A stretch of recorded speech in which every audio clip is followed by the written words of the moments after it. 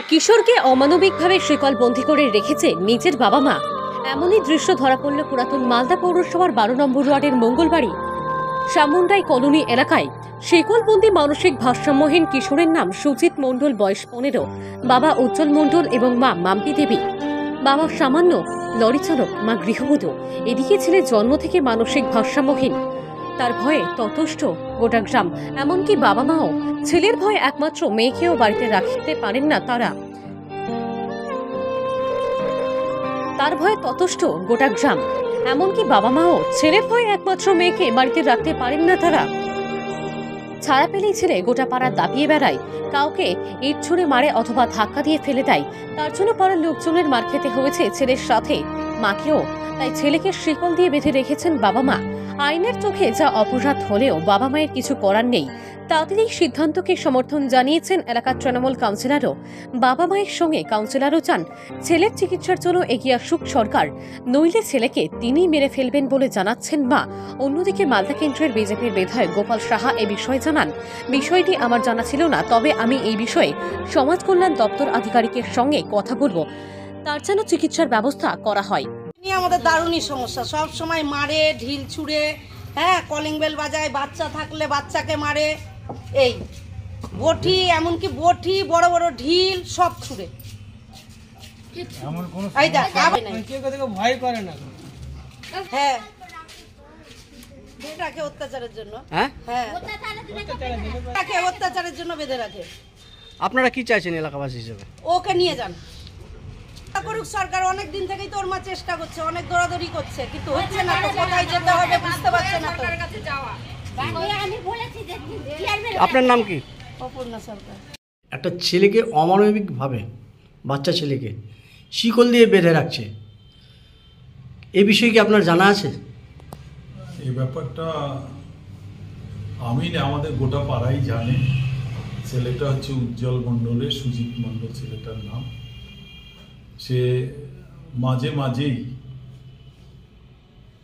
পাড়ায় বিভিন্ন জায়গায় বিভিন্ন মানুষের সঙ্গে ওর কোনো কথা নাই, কথা বলছে না, কিন্তু ঝট করে একটা মানুষকে ইট মেরে দিচ্ছে, কাউকে লাঠি মারছে।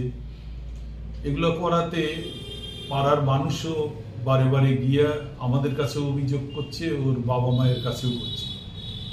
বাবা মা বাধ্য হয়ে, যেটা শিকল দিয়ে বেঁধে রাখা নিষেধ আছে সরকারের, মানে অনেক সময় সেই নিষেধকে গুরুত্ব না দিয়ে বেঁধে রাখে, কারণ তারা ওই ছেলে দ্বারা অনেক সময় অশান্তিতে পড়ে যাচ্ছে।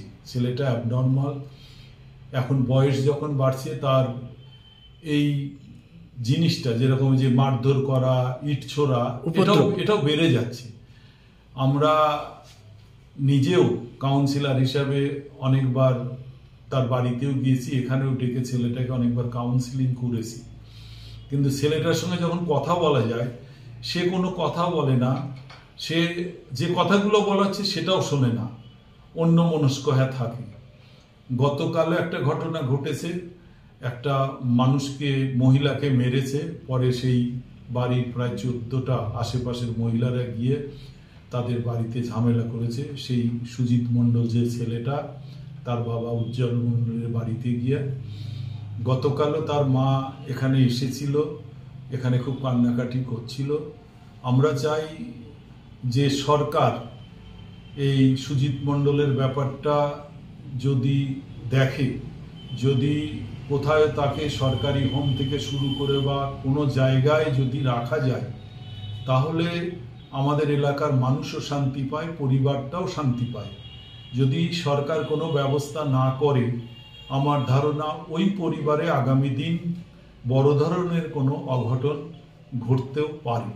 তাই সরকারের কাছে একটা আবেদন, আমরাও চেষ্টা করব যে যোগাযোগ করে যে ছেলেটাকে কোথায় হোমে পাঠানো যায় কিনা, সরকারও উদ্যোগ নেয়। সেই পরিবারটা শুধু নয়, ওই এলাকার মানুষও যাতে শান্তিতে থাকতে পারে। কেন যেভাবে ইট লাঠি চালায় আমরা দেখি, অনেক সময় অনেক মানুষও মরে যেতে পারে, তাহলে এই অশান্তিটা আরও বাড়বে। তাই সরকারের কাছে আবার আমার অনুরোধ কাউন্সিলর হিসাবে, যে সরকার এমন একটা ব্যবস্থা করুক যাতে ওই দারিদ্র্য সীমার নিচে বসবাস করে যে উজ্জ্বল মণ্ডল, যে ছেলেটা সুজিত মণ্ডল, তাদের পরিবারও শান্তি পাক। 12 নম্বর ওয়ার্ডের মানুষ শুধু নয়, আশেপাশের ওয়ার্ডেও এই ধরনের ঘটনা ঘটায়, মানুষ, এলাকার মানুষও শান্তি পাক, এই আশায় আমি রাখছি।